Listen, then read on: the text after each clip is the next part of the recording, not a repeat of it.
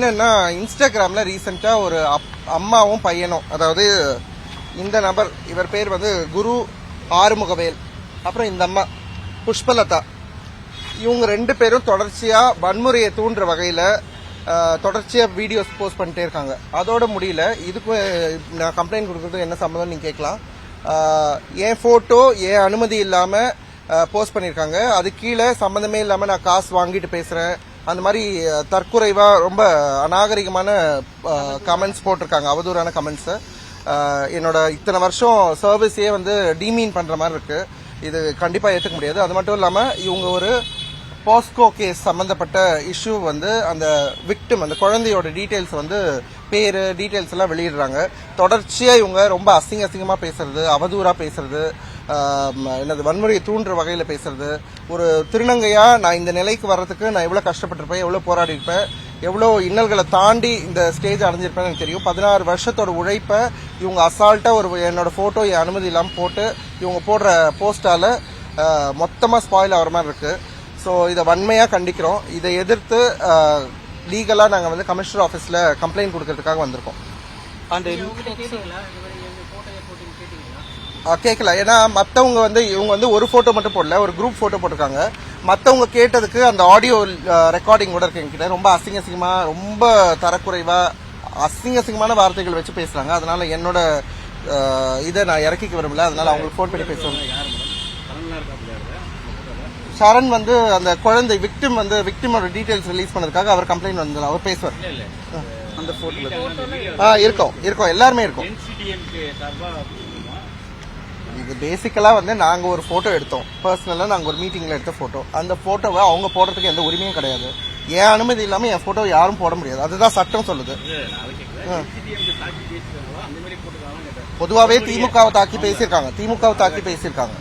அது இல்ல இப்ப கண்டென்ட். ஆக்சுவலா என் அனுமதி இல்லாம என் போட்டோ போடுறதுதான் தப்புன்ற. இன்னொன்னு, ஒரு போஸ்கோ கேஸ்ல ஒரு குழந்தைய பத்தி 17 வயசு கீழே குழந்தை, அந்த நபர் இந்த இவரோட தம்பி வந்து ஏற்கனவே அண்ணன் வந்து போஸ்கோ கேஸ்ல அரெஸ்ட் ஆகி ஜெயில இருக்காரு. 2022ல இருந்தோ 23ல இருந்தோ ஜெயில இருக்காரு. 21.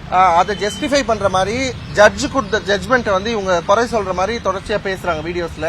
இன்னொன்னு, அந்த குழந்தையோட டீடைல்ஸ், நான் ஒரு சைல்ட் ரைட்ஸ் ஆக்டிவிஸ்ட், ரொம்ப வருஷமா வேலை செய்யற குழந்தைகளுக்காக, அவங்க அனுமதி இல்லாம அந்த டீடைல்ஸ் வந்து ரிவீல் பண்றதே ரொம்ப ரொம்ப தப்பு. அது சட்டப்படி குற்றம். இது தொடர்ச்சியா அவங்க பண்றாங்க. அது பெருமையா வேற பேசிக்கிட்டே இருக்காங்க வீடியோஸ் போட்டு.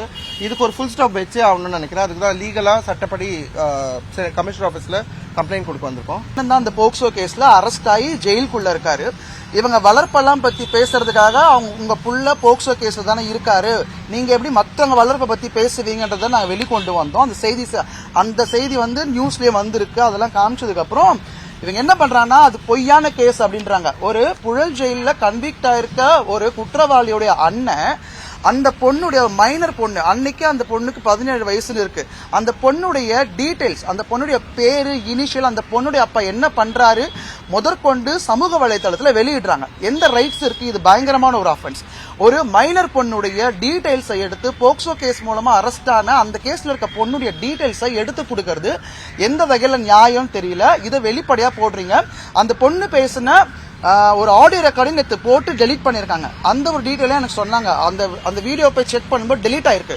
இந்த மாதிரி மைனர் பொண்ணு டீடைல்ஸ் வெளியே சொல்றது ஒரு பிரச்சனை அப்படின்னா, இதை நான் இப்ப கம்ப்ளைண்ட் கொடுக்க வந்தா இது ஏன் ஜுடிஷன்ல வரல, நீங்க தாம்பரத்துக்கு போங்கன்றாங்க. ஒரு போக்சோ கேஸ்ன்றது பொதுவான கேஸ். நான் சோசியல் மீடியால பாக்குறேன். இவங்க சோசியல் மீடியால 50,000 ஃபாலோவர் வச்சிருக்க ஒரு நபர், அவங்க பையன் 40,000 ஃபாலோ வச்சிருக்க ஒரு நபர். அப்போ நீங்க போடுற போஸ்ட் எத்தனை பேர்கிட்ட போய் சேர்ந்துருக்கோன்னு பாருங்க. இதை கண்டிச்சு இந்த பொண்ணுடைய டீடைல்ஸ் வெளியே வந்திருக்கு அப்படின்னு நான் வந்து கம்ப்ளைண்ட் கொடுக்க வந்தா இதை நான் எடுக்க மாட்டோம், தாம்பரத்துல போங்கன்றாங்க. அப்போ போக்சோ கேஸ்ன்றது தாம்பரத்துக்கு மட்டும்தானா? இங்க பொதுவெளியில நான் கொண்டு வந்து நான் சோசியல் மீடியால பாக்குறேன்னு கொடுக்குறேன், தாம்பரத்துக்கு போங்கன்னாங்கன்னா அப்போ இது ஒரு சமூக வலைத்தளத்துல பார்த்து யாருமே கேஸ் கொடுக்க வந்தா இப்படி அலக்கழிப்பீங்களான்னு எங்களுக்கு தெரியல.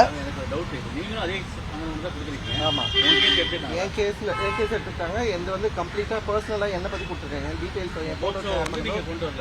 போக்சோன்றது நான் பார்த்து நானும் வந்து நான் தாம்பரம் தாம்பரம் இது போலீஸ் கிட்ட கொடுத்தா போலீஸ் இவங்க அது யார்கிட்ட கொண்டு போகணுமோ அதை அங்க கொண்டு போய் அவங்க தானே சேர்க்கணும். எனக்கு எங்கடி தெரியும்?